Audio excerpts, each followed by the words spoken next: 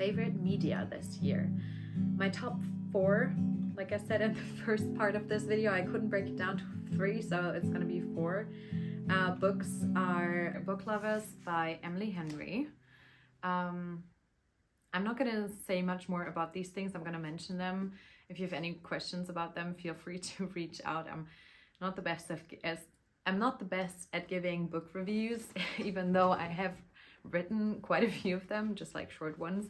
But yeah, I think it's highly personal, but these are just books that I've really enjoyed reading this last year. Small Pleasures by Claire Chambers.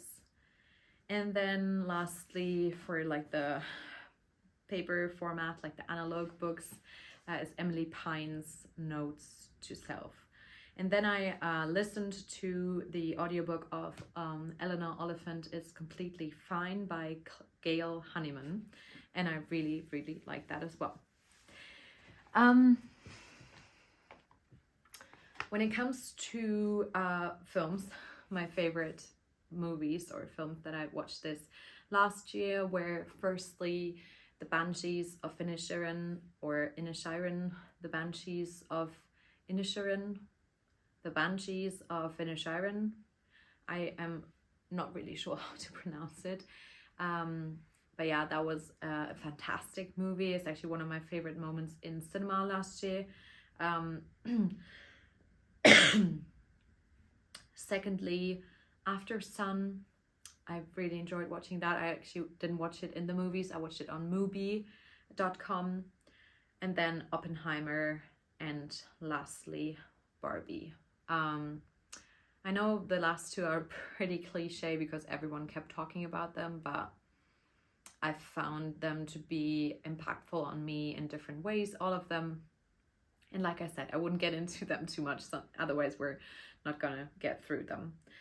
When it comes to series, at the beginning of the year, I watched quite a lot of Marvelous Miss Maisel and Downton Abbey, which I don't know why, but for some reason I kind of fell out of it a bit when I started watching more podcasts, which was kind of an interesting like thing that happened somehow. And I would love to at some points continue watching both of them because I enjoyed both of them. Actually, the Marvelous Miss Maisel was a recommendation by my little brother who thought that I would enjoy it. And then like Downton Abbey, everyone has watched it, I felt like, and I fell sick sometime around April, I think, and then I watched so many of the episodes and then somehow fell out of it again. My favorite series though this year must be hands down Ted Lasso. That series must be one of my favorite series of all time, and it seriously broke my heart. Like when it was over, this last episode, I was sitting there being like, it can't be over. What am I gonna do? Like, I loved it that much. Like, I know it's about football, and I've played soccer in my life before, like for a couple of years, like 5 years. I was playing soccer myself. I still watch it sometimes. My partner's soccer player. I mean, not like professionally, but in his free time. And the whole family, like I am at the soccer field quite a lot of Sundays still. So my life and soccer are not like two completely separate things, but like I wouldn't think to watch a whole like series about soccer and be this emotionally attached about it, with it, whatever. But I was. And then lastly, Heartstopper. Firstly, I want to thank Coley for, I don't know how I oversaw it these months that it was out there, but Coley made a whole like hand-dyed collection about them. I talked about it with some of my students at university this summer, the show, because we were talking about queer representation in pop culture and media, and we had talked about like the whole thing, and I only started watching after the semester was over, and I completely fell in love. So yeah, I really, really, really enjoyed that as well, and I'm looking forward to season 3 if I'm not mistaken. Yeah. Lastly, or not lastly, but again, next thing I wanted to talk about were some of my knitting notions. First of all, I wanted to shout out my needles, because like without them, knitting would be so much less fun. Right now, I'm almost exclusively using Chiaogoo Red Lace. I still have most of my old KnitPros, and I'm still using them sometimes if my Chiaogoos are occupied. But I've been giving them to my mom for starting to knit, who's just started to knit again. So I've been giving them to her, and I might gift her more of them as well. They are more like a backup in my stash now, which is also fine. And the thing I love about them most is the cords. They're like indestructible. They don't get any kinks. They just, if you twist it and then you kind of like let go of the needle, it just straightens up back again, and I just love that about them. I love it more than like spinning needles in C-knit, although I still use my 2 pairs of like fixed C-knits sometimes for accessories. These are just my favorite. I love how they connect. I love how tight they get. If you really tighten them, they won't get undone. I like the sharpness of these needles. I also, for some reason, have gotten into knitting with metal needles and bamboo needles interchangeably. I use some of them in some occasions and others in others. Really depends on the yarn that I'm using. If the yarn's already really slippery, I kind of like using the bamboo, and if the yarn's more rustic, I like using the metal to give it a bit more like speed. Not sure if that makes any sense. Another thing I have come to appreciate this year are actually the knitting Barber cords. I've been using Barber cords for over a year now, but then when I was able to test out, when I was able to test out these original Barber cords after using the ones from Petite Knit and other online shops, which were fine. They're fine. After trying or being able to use these, since we sell them at the shop, I was able to get one. They're better. It's the original one. It is silicone, not plastic, which makes for a bit more, like the suction effect is bigger. It stays on the needles longer, like better. It doesn't fall off, which has happened to me with my Petite Knit ones more recently, a bit more often. Maybe the plastic on those has gotten old a bit, like that can happen, I think. So I just like the silicone ones better for these reasons. It's just, yeah, I just think they literally like work better, which I wouldn't have thought I ever say, because I thought the other ones were fine, and I'm still using them, or might give them to my mom again, or hold on to them as like backup, but these ones are better, I think. Then next 2 things, I don't have them like physically with me right now, but I'm going to tell you anyways. It's my Depiller. I'm using like a regular old one from like Media Markt in Germany. It's like from a electronics store for like 20 bucks or something. I've had it for 3 years now, and it's awesome. You can it's powered with batteries. You can take out the fluff if you've pilled or like shaved your knits for a while. I think it's by Samsung or Brown or some of these like German like electronics companies. I'm not sure, but it's awesome. It's a really regular one. I would highly suggest getting one if you regularly like to depill your knits. Lastly, my blocking pins. I bought myself some new blocking pins this year, since I've been using the T-shaped blocking pins for the last 3 years. I've bought some ones that look like a comb to put into the sides, and I think this sweater is the testament.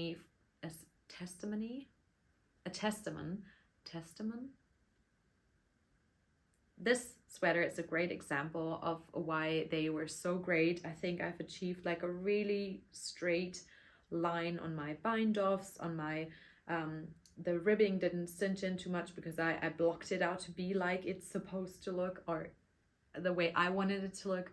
So these were some favorite notions of mine that I wouldn't want to craft without. Now, lastly, or second to last thing, I'm gonna say gonna mention a couple of podcasts. There are so many more that I enjoy watching. I'm just gonna tell you these ones that I would drop everything immediately if they upload a video and I would go watch it. Usually I just put all of the things that I have been missing into my watch list and then go through them chronologically. But if these people upload, I sometimes skip some videos to get to them.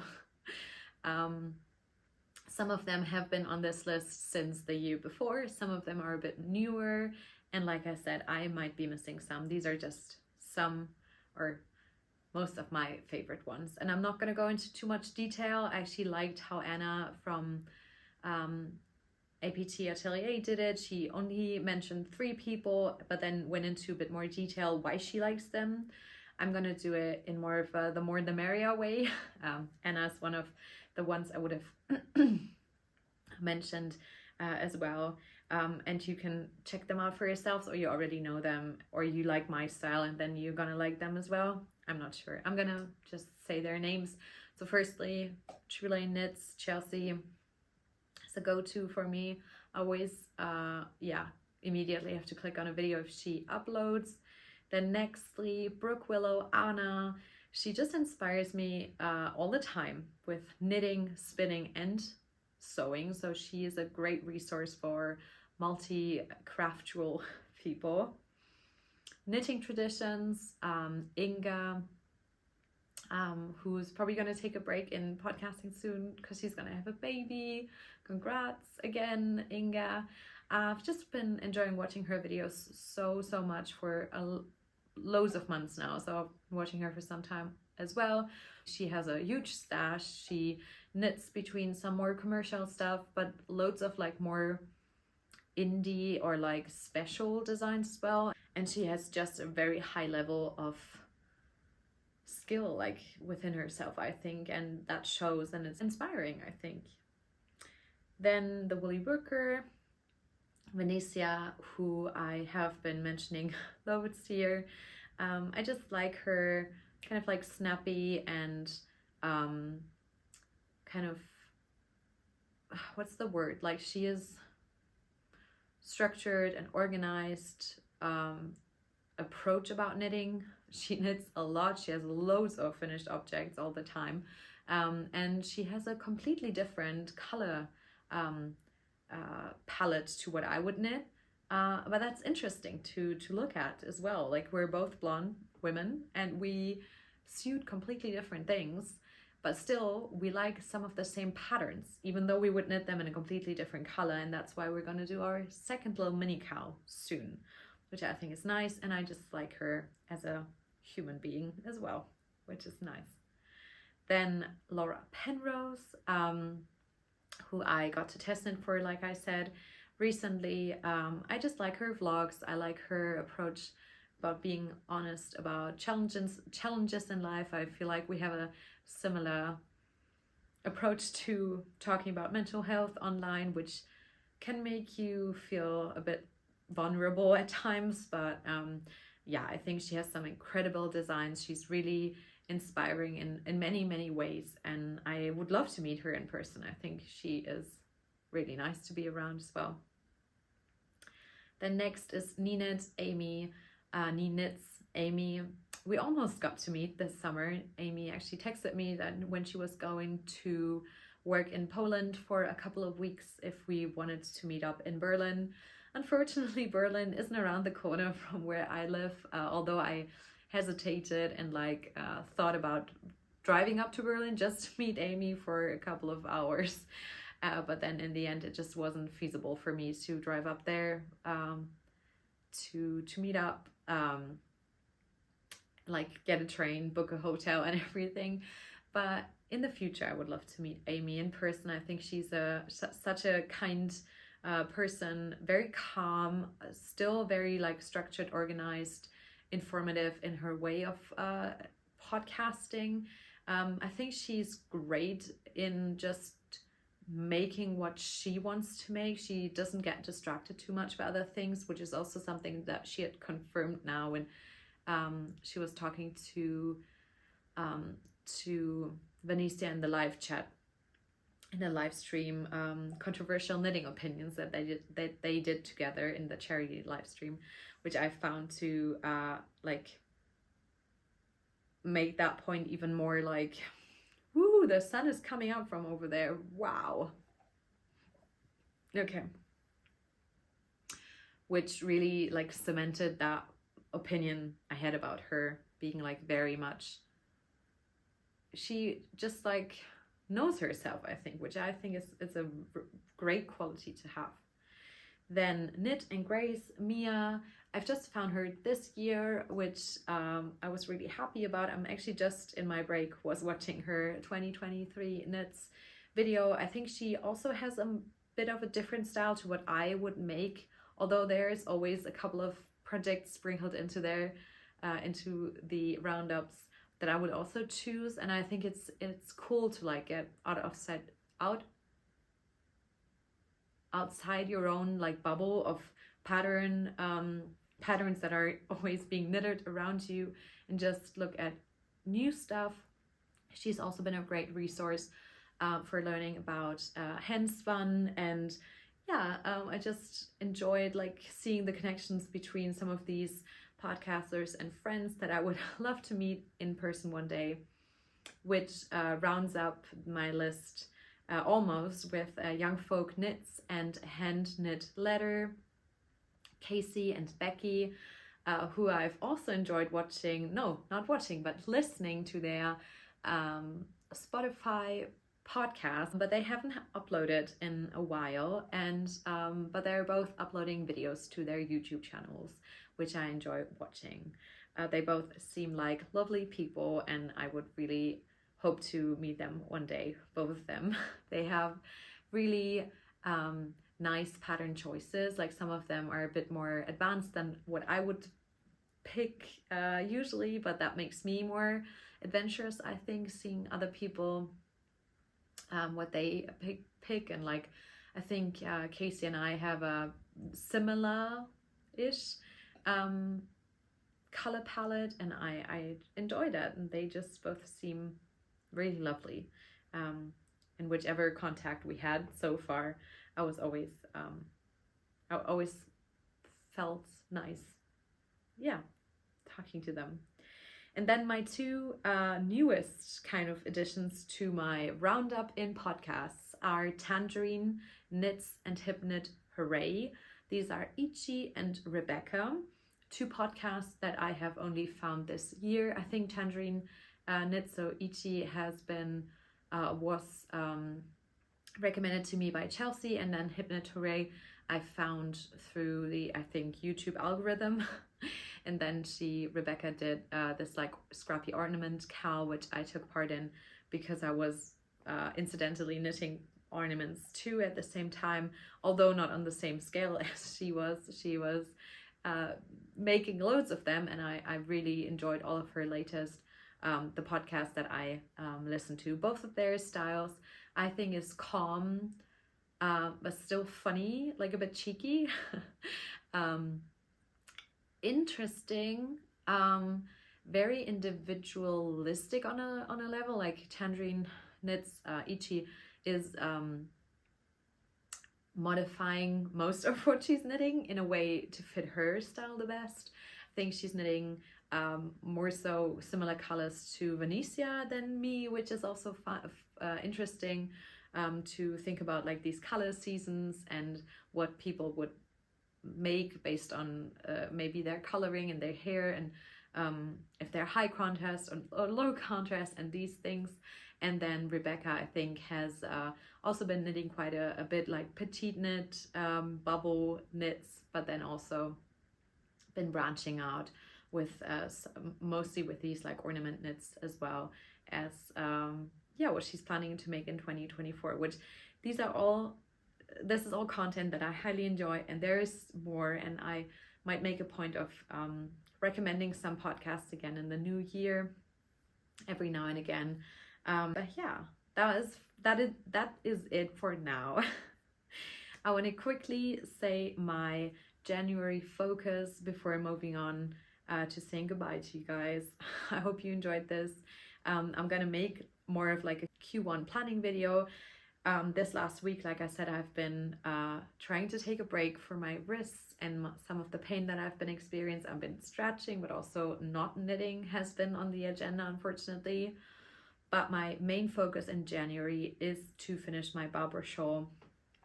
It was the one thing that I didn't manage to finish last year, which was mainly due to me knitting the hollow v-neck, but I am almost there. I have made so much progress. This is my progress keeper from last time, and this is where I'm now. I can't wait to wear this. It's gonna be so nice, and I'm actually gonna sit down and knit on it during my editing this behemoth of video or videos, plural. And yeah, this is what I want to finish first. Then I want to finish my travel crew neck, which has I've gotten to the point of, I think, like from measuring it, I've actually put some more length into it. I should be finished with the body in the round, so I will have to split now. I will talk about this more obviously in my next podcast episode, but this is the sweater I was talking about that I wasn't able to finish last year. And then two projects that I started but didn't finish last year were, like I said, 3 single socks. This is the Petal Drop sock by Florence Miller, and this is the Aviva sock by Lydia Rababa. I have started the second one of the Petal Drop socks. I'm actually not able to find this yarn. I wanted to start with this and finish this, but I couldn't find it. So I started my second one of this. Again, it has twisted ribbing, which can hurt my arms a bit, but it is one of my goals for 2024 and for January of this year to finish both sock pairs. So I will have to finish the Petal Drop sock and then find the yarn to finish the Aviva sock. Both patterns I very much enjoyed. Both are lace socks, which isn't a typical thing for me to make, and I have experienced some learnings with that as well. But yeah, these are another focus. Another thing I want to make is put in a square on the Stella quilt blanket for every week of the month. This is what I've got so far, and I already have put to the side 2 of my next colors and have an eye on some of the other colors that I want to put into this. Lastly, I have the yarn behind me here. This is some Icelandic Plötulopi and some leftover Surrey from Explore Knits and Fibers. I want to make the Aosta cushion that had been on my list for some time with Lydia for our Cozy at Home Cal, which is still going on at the minute on Instagram. If you want any more information, you can look up the story highlight called Cozy Cal on my profile. And yeah, I think the only thing I have forgotten to show you guys now is my 2 bobbins. These were 2 more spinning projects that I had done, and I will talk about this more because this is gonna be hopefully my first hand spun accessory. Another thing I want to do in 2024. But like I said, I don't want to make this video too long. Just to show you this last pattern that I haven't finished this year but started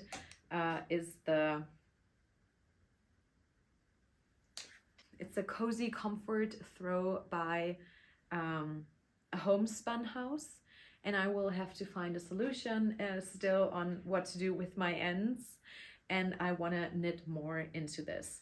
This is a long-term project, as you can see, because there's whenever I have some fingering or DK scraps, it's going into this blanket, fingering held double, obviously, and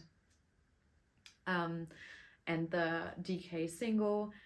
But yeah, these are my 2 blankets, my 2 socks, my shawl, and my sweater, which are a priority to finish first and foremost this January.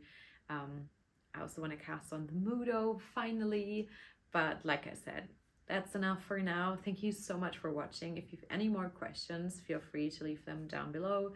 If you want to share your favorite make of 2023 with me, I'd be so happy to read that. And yeah, I'll see you in one of the videos I've just sketched out for you that I want to be filming, as well as another podcast episode sometime at the end of this month, I guess. So thank you so much for staying with me, for being such a great community of people this last year. And yeah, thank you for listening to me babble on about what I like most in life. Yarn, knitting. Yeah, no, thank you so much, and bye.